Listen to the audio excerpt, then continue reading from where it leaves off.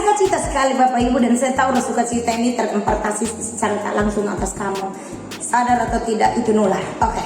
Hari ini saya akan berbicara tentang hati adalah sumber kekayaan, kemuliaan, dan kehormatan. Bagaimana jawabannya? Mari kita lihat sama-sama. Dia Amsal 4 ayat 23 berbunyi begini.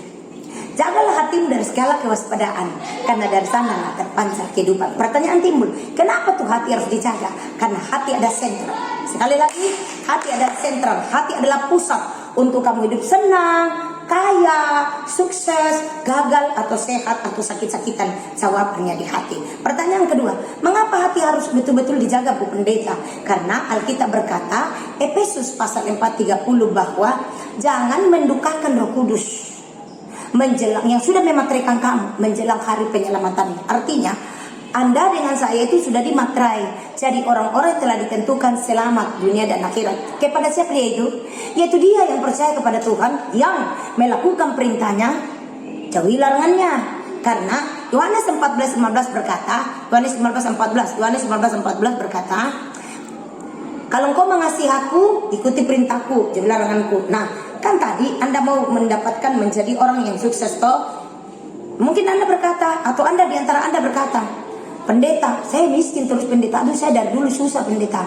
Berarti Anda membutuhkan hidup layak, kaya, makmur. Nah, Anda berkata, saya direndahkan pendeta, saya terpandang remeh pendeta. Berarti Anda membutuhkan nilai kehormatan. Anda berkata, saya tidak pernah dihitung pendeta. Berarti Anda membutuhkan dimuliakan. Nah, depo kunci adalah jaga hatimu. Nah, hati itu perlu memiliki kualitas namanya rendah hati. Karena Yakobus 4 ayat 10 berkata, rendahkanlah dirimu. Dia bilang begini, rendahkanlah dirimu di bawah tangan Tuhan yang kuat, maka dia akan tinggikan kau pada waktunya. Jadi kalau Anda mau menjadi orang yang akan ditinggikan, tinggikan itu maksudnya gimana sih? Tinggi seperti ini. Ingin rindu hidup kaya, hidup sukses, hidup melimpah, hidup bahagia, hidup senang, hidup sehat, hidup rukun, hidup berpengaruh, jadi orang besar dan jadi orang sukses gemilang. Tentu ada caranya dengan karakter yang akan mempromosi kita. Kalau karaktermu jelek, kekayaan jauh dari ini. Kalau karaktermu baik, kekayaan ikut kamu. Ingat, jangan kejar kekayaan. Sekali lagi, kekayaan itu memiliki satu roh. Seperti saya satu pribadi. Nah, kekayaan itu satu pribadi, satu roh. Dan dia tahu semakin kita kejar dia menjauh. Tapi kalau kita merendahkan diri buka ke Tuhan, artinya pelaku firman jauh yang Tuhan tidak suka pasti hidup di sukses. Karena kita berkata, kalau firmanku dalam engkau dalam aku, minta apa saja. Yohanes 15 ayat 7 bilang seperti itu. Jadi kalau Anda merindukan suatu kehidupan yang memiliki dihargai, dihormati, tidak ada orang kaya yang tidak dihormati. Tidak ada orang yang kaya yang tidak memiliki hidup mulia. Mulia artinya dihargai orang, disegani orang, didengar, diindahkan, bahkan hal-hal lainnya. Dalam nama Yesus saya berkata kepada Anda, poin ini memberkati saudara. Kita melangkah. Dengar. Kenapa langkah kedua? Bagaimana cara menjaga kualitas hatiku supaya aku bisa raih tiga itu, pendeta, kekayaan, kehormatan, kemuliaan? Jawabannya yang kedua adalah Markus 7 ayat 21-22 bunyi begini. Dari dalam hati keluar hal-hal yang jahat seperti pembunuhan, pencurian, kemunafikan, kesombongan, iri hati, cemburu, kejam, kasar. Itu contoh-contohnya itu. Memang dia tidak resip, tapi saya tambahkan itu karena kalau orang tidak dipimpin oleh roh, dia memikirkan hal dari daging. Dengar ya. Di dalam kitab Roma 8 ayat 5, 6 dan seterusnya dia bilang gini. Barang siapa dipimpin oleh roh, memikirkan hal-hal dari roh. Barang siapa dipimpin oleh daging, memikirkan hal-hal dari daging. Kalau orang dipimpin oleh roh, mengalami kehidupan. Kalau orang dipimpin oleh daging, mengalami kematian. Nah, kalau orang berjalan dalam daging, dia berseteru dengan Tuhan dan tidak akan mendapat bagian dalam kerajaan sorga. Nah, Anda akan menjadi orang yang menjadi duta-duta Kristus. Jadi orang-orang yang jadi kesaksian lah begitu. Dan orang lihat kita, dia berkata, orang ini kok unik ya, orang ini kok aneh ya, orang ini kok berbeda ya, karena ada kekuatan Kristus di dalam. Orang yang rendah hati, orang berkualitas rohnya. Orang rendah hati, orang berkualitas pribadinya. Orang rendah hati bukan berarti dia lemah, tapi itu tanda kekuatan orang itu. Saya percaya saudara diberkati. Sekali lagi saya katakan bahwa saya percaya saudara diberkati. Saya betul itu. Orang rendah hati itu orang berkelas. Orang rendah hati orang excellent spirit. Orang rendah hati itu orang hebat. Bukan tanda lemah. Makanya saya kembali ke Lukas tadi. Lukas 6 ayat yang ke-45. Orang yang baik mengeluarkan hal-hal baik dari pembendaraannya. Pembendaraan itu mana? Hati itu. Ini sentral pusat. Di situ pusatnya kumpul. Di situ tempat titik tolak untuk Anda sukses gagal, sukses atau gagal, kaya atau miskin, dari sini. Nah, tidak sekedar kata hati di situ. Tentu hati itu harus memiliki ciri yang berkualitas. Dia rendah hati. Nah, orang rendah hati itu entar saya bagi pada uraian selanjutnya. Namun saya masih posisi Markus pasal 7 ayat yang ke-21. Jadi kalau untuk tahu orang berkualitas atau tidak, orang rongsokan atau tidak, orang kaleng-kaleng atau tidak, lihat dari perkataannya. Nah, orang melanggar karena tidak tahu. Nah, yang dikatakan, yang dimaksud arah ini bahwa kecuali orang itu so tahu dan ulang-ulang berarti dia bodoh. Tapi kalau orang berkualitas, dia cerdas, dia cerdik, dia bisa cerna kalimat ini, dia bisa paham kalimat ini. Ya, Yakobus 4 ayat 10 berkata, rendahkanlah dirimu di bawah tangan Tuhan yang kuat, maka dia akan tinggikan kamu pada waktunya. Dengan segala arti bahwa segala sesuatu ada waktunya. Jadi caranya untuk capai percepatan yaitu cepat, itu rendah hati jawabannya. Jadi kita mengembangkan suatu tabiat, karakter, pola hidup, pola gaya baru. Belajar rendah hati. Dan saudara, apa sih itu rendah hati? Nah, di dalam kitab Lukas 4 ayat 11 bahwa barang siapa merendahkan diri akan ditinggikan. Barang siapa tinggikan diri akan direndahkan. Nah, ini jelas toh? Bilang Lukas 3:19 berkata, Tuhan bukan manusia mau berdusta. Jika berfirman genapi, berjanji tepati. Masa Tuhan bohong? Nah, sekarang tadi kan udah bilang, untuk baca orang, tahu orang, kualitas orang, lihat dari perkataannya. Karena jelas berkata bahwa Lukas 6 ayat 10 yang saya 45 yang saya udah ngomong tadi nih, tapi saya ulang nih, bahwa untuk tahu orang kualitasnya itu lihat dari apa yang meluap dari hati. Karena apa yang keluar di mulut itu kan meluap dari hati. Jadi kalau hatinya baik, pasti ucapannya baik. Kalau hatinya jahat atau dihuni oleh roh kedagingan, maka ucapannya jahat. Nah, suka lihat masa lalu orang, suka kritik orang. Beda kalau ditegur, beda kalau salah. Bedakan itu ya Bapak Ibu ya. Jadi saya mau sampaikan pada Bapak Ibu, saya mau urai dulu ini. Saya mau urai dulu bahwa dari dalam hati keluar hal-hal yang baik atau jahat, buruk atau tidak. Nah, begini. Mungkin Anda berkata, poin ketiga renungan saya hari ini, bahwa mungkin Anda berkata, bagaimana caranya pendeta supaya saya paham bahwa saya so rendah hati ke belum ya? Pertama begini, tidak mengadakan pembelaan diri di saat dihadapkan hal berlawanan. Contoh, itu menjadi hakmu. Tapi orang tidak pernah mengakui, orang tidak pernah puji kamu, malah orang lain yang keangkat, padahal kamu yang setengah mati dari bawah. Orang lain capek-capek bekerja, lalu orang lain yang datang dapatkan hakmu itu. Sakit memang. Tapi jika Anda rendah hati, itu hanya sukses tertunda, itu disimpan, itu di stok itu untuk satu waktu ditumpahkan pada Anda. Kemudian rendah hati itu tidak bekerja ketika harus disuruh. Ada bos, tidak ada bos, dia bekerja. Contoh kecil-kecil di rumah. Kalau orang rohnya baik, tidak perlu dikomando, berarti dia dewasa, dia paham firman.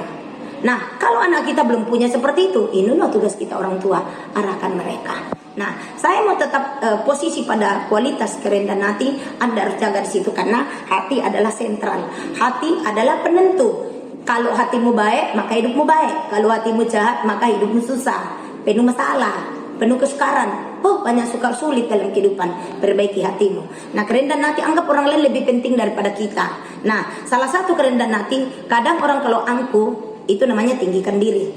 Kalau orang angkuh, sulit hargai otoritas, sulit hargai bapak, sulit hargai mama, sulit hargai pemimpinnya, sulit hargai gembalanya, sulit hargai kakaknya. Semua yang berbicara, pemegang otoritas, patut kita hargai. Dengar, kalau Anda merindukan menjadi seorang pemimpin, Anda harus lulus dipimpin dulu. Kalau Anda orang mau memerintah, Anda harus lulus diperintah dulu. Kalau Anda mau sukses, Anda harus siap dulu menderita, baru sukses. Kalau Anda mau senang, Anda harus siap dulu dibuat tidak senang dan harus lulus. Itu rendah hati. Tidak mengadakan pembelaan diri di saat perhadapan berlawanan. Itu uraian-uraiannya itu. Nah, bertanggung jawab dalam hidup. Apa-apa tanggung jawab, apa-apa dia dapat dia lapor. Dia bertanggung jawab baik di kantor, di gereja, di organisasi, di persekutuan. Apalagi kalau kita bendara, apa-apa tuh kita tulis. Seperti aku, apa-apa setiap hari tuh saya lapor keluar masuk dari Tuhan. Karena saya tahu Alkitab bahkan lagu di gereja tua kita berkata, hitung-hitung berkat Tuhan, begitu ya lagunya. Kalau saya tidak salah, saya sedikit tipisnya seperti itu. Artinya itu mengarah bahwa seluruh apa yang Tuhan kasih itu perlu ada catatannya untuk mengingat-ingat kebaikan Tuhan. Terlalu banyak kebaikan Tuhan dalam kehidupan ini. Nah, bagian-bagian kerendahan hati lainnya, Anda dengarkan baik satu perkara. Ingat kitab Efesus tadi, Efesus 4 ayat 30, Roh Kudus sudah memateraikan kamu. Memateraikan apa? Untuk sukses. Rancangan Tuhan padamu, kekayaan, kemuliaan, kehormatan, hidup senang, bahagia, bukan susah, bukan melarat, bukan menderita, bukan sakit-sakitan. Lalu kalau saya sakit pendeta, upah dosa. Penyakit adalah upah dosa. Mau penyakit pikiran, penyakit fisik. Jikalau kita jujur, duduk koreksi diri, duduk kontrol diri, kita self koreksi kembali diri kita akan tahu pasti ada salah saya. Nah, kalau Anda kekurangan uang berarti Anda kehilangan kepercayaan. Pasti Anda mencuri perpuluhan karena Alkitab tadi berkata toh di dalam Markus 7:1, dari dalam hati keluar hal-hal yang jahat. Kalau orang jahat hatinya nah seperti pencurian, pembunuhan, perampokan, percinahan, perseteruan, gosip, iri hati sama orang, cemburu. Itu kan hal jahat. Berarti orang itu hatinya jahat, bukan Roh Kudus yang uni. Siapa uni? Ya roh jahat. Nah, kalau Anda berkata saya mau praktek rendah hati pendeta, caranya begini, buka Galatia 5 ayat 22. Saya mau praktek pendeta, caranya introspeksi, apakah aku sudah rendah hati atau belum? Galatia pasal 5 ayat 22 berkata, buah-buah roh itu kasih. Kasih itu apa? Tahan menderita dalam waktu lama, murah hati, selalu menolong orang, tidak dengar ya, untuk murah hati. Seluruh harta yang kita miliki itu titipan. Anda dengan saya hanya bendara, catat itu dulu. Untuk membuat kita menangkal, untuk kita sombong, untuk tidak sombong dan angkuh dan serakah dan sekakar. Ingat segala yang kita punya, Tuhan punya. Termasuk harta. Ketika kita bisa berikan orang lain uang, ketika kita bisa berikan orang lain rumah, ketika kita bisa jawaban bagi orang lain, dengar baik, itu Tuhan yang kerjakan dalam kamu. Mana ayatnya? Efesus pasal 2 ayat 8-9. Kamu diselamatkan bukan karena perbuatan baikmu, itu karena rahmatnya, itu karena anugerahnya.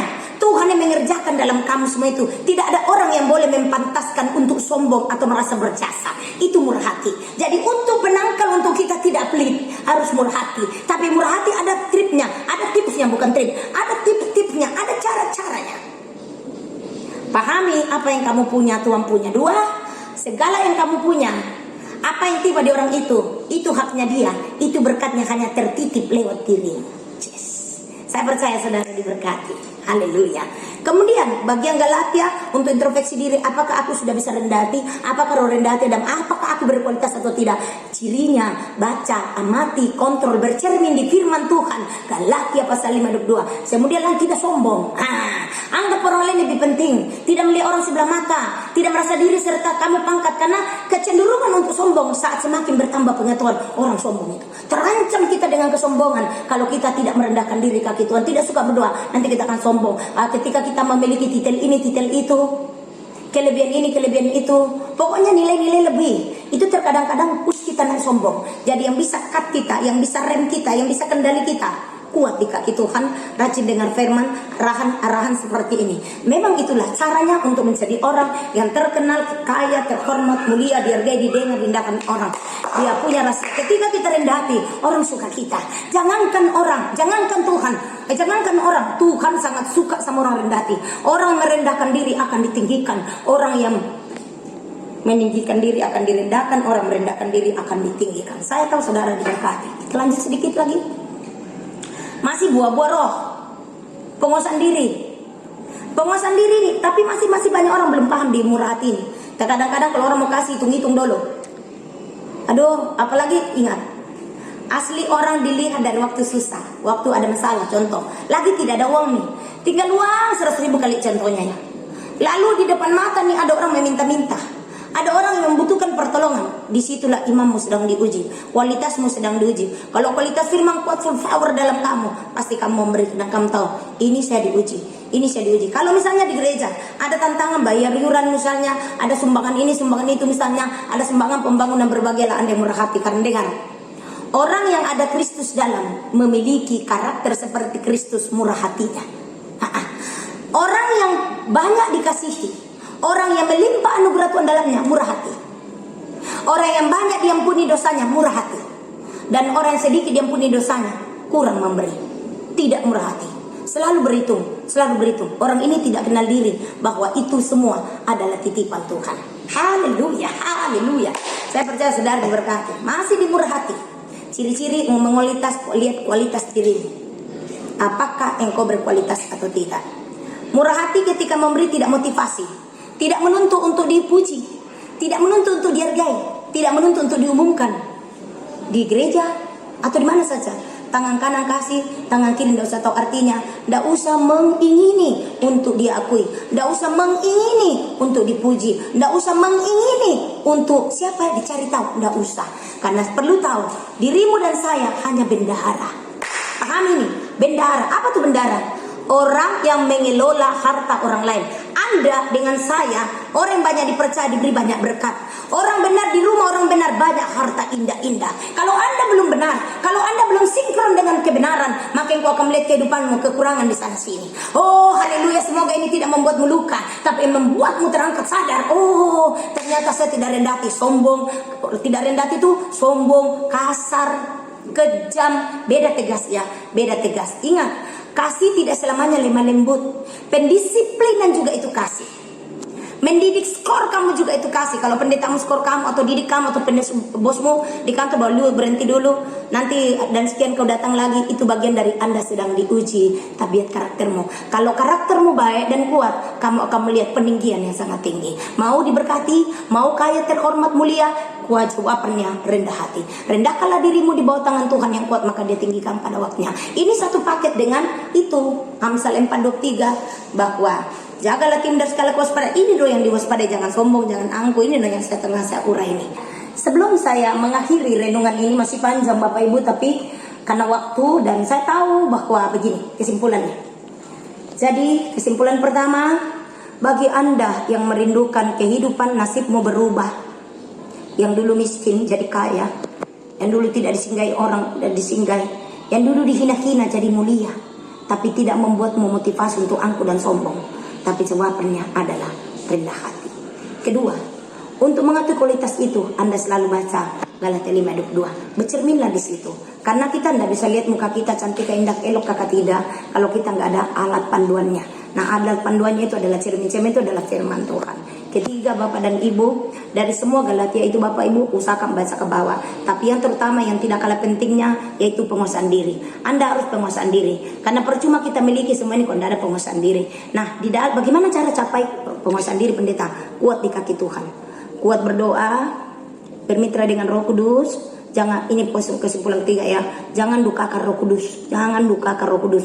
Roh Kudus tidak mau bantu Anda, Roh Kudus tidak mau tolong Anda kalau Anda mendukakan hatinya. Apa gimana cara mendukakan? Itu marah, itu berselisih, bertengkar, kejam, kasar, sakit hati, dendam, kepahitan. Itu dia berduka. Kenapa dia berduka? Karena dia tidak bisa bantu kamu.